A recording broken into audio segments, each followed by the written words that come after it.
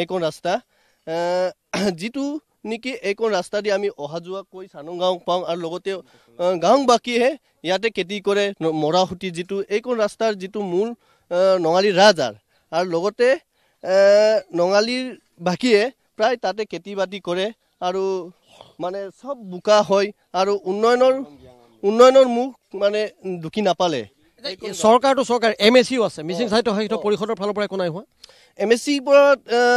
budget কৰি হাই সব ঠিকাদাৰে টিকাটুকুলি নাম মাত্ৰ দুই এটা ট্ৰেক্টৰ লগাই তাৰ পিছত সব টিকাটুকুলি এনেকে খৈ থৈ দিয়ে ক'বলৈ বাকা নাই আৰু যেনেকুৱা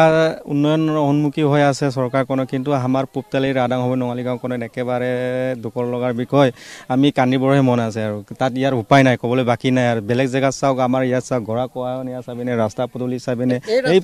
এই মাজে এংজুকি চানং গাঁও আৰু এইটো একেবাৰে পুৰণি চাৰিআলৈকে পোৱা ৰাস্তা ইয়াত চমুকে গ'লে যাব পৰা যায় কিন্তু মানুহ যাব নোৱাৰে এতিয়া আমাৰ মানুহখিনি চাওক এই ৰাস্তাৰ যাব নোৱাৰাৰ কাৰণে মাজে পতাই দি গৈ আছে এনেকুৱা কণ্ডিশ্যনে আছে ইয়াৰ পৰা মই ইয়াৰ জৰিয়তে জনাইছোঁ যে এইবিলাক চাই মেলি যাতে যেন চৰকাৰে অকণমান চকু দিব বুলি আশা ৰাখিছোঁ জনাব লাগিব তেখেতলোকক আমি দোষাৰোপ কৰিব লাগিব এই ৰাস্তাটোত এই পলকখন চাওক আপোনালোকে এই পলকখন চাওক এই পলকখন বিশেষ আমি দেখা যিটো লিখা আছে এইটো আমি দেখা নাই আৰু এইখিনি সময়ত আমি নাছিলোঁ ইয়াতে ৰাস্তা বনোৱাৰ আগতে ইয়াত মানে এনেকুৱা মানুহ নাছিলে তেখেতসকলে এই সুবিধাটোকে ল'লে নেকি ইয়াত মানে ৰাস্তা বনাইছে বুলি মিনিমাম আমি পিছত শুনিছোঁগৈ 21 লাখ নে 22 লাখ টকা আঁচনি আছিলে এই আঁচনিটো ভালদৰে কাৰ্যকৰী কৰা নহ'ল আৰু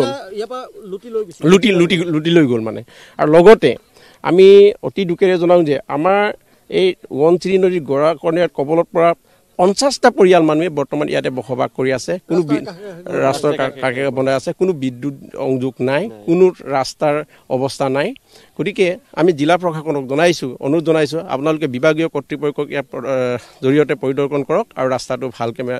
বনাবলৈ আমি এই চেনেলৰ জৰিয়তে কাঠেৰে জনাব লাগিব তেখেতলোকক আমি দোষাৰোপ কৰিব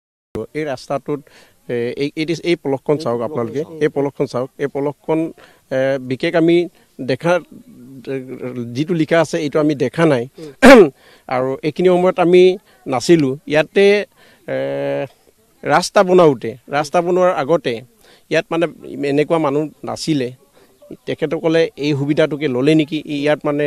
ৰাস্তা বনাইছে বুলি মিনিমাম আমি পিছত শুনিছোঁগৈ 21 লাখ নে 22 লাখ টকা আঁচনি আছিলে এই আঁচনিটো ভালদৰে কাৰ্যকৰী কৰা নহ'ল আৰু লুটি লৈ গ'ল মানে আৰু লগতে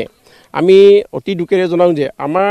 এই ওৱনচিৰি নদীৰ গৰাখহনীয়াৰ কবলত পৰা 50টা পৰিয়াল মানুহে বৰ্তমান ইয়াতে বসবাস কৰি আছে কোনো ৰাস্তাৰ কাষে বনাই আছে কোনো বিদ্যুৎ সংযোগ নাই কোনো ৰাস্তাৰ অৱস্থা নাই গতিকে আমি জিলা প্ৰশাসনক অনুৰোধ জনাইছোঁ আপোনালোকে বিভাগীয় কৰ্তৃপক্ষক ইয়াৰ জৰিয়তে পৰিদৰ্শন কৰক আৰু ৰাস্তাটো ভালকৈ বনাবলৈ আমি এই চেনেলৰ জৰিয়তে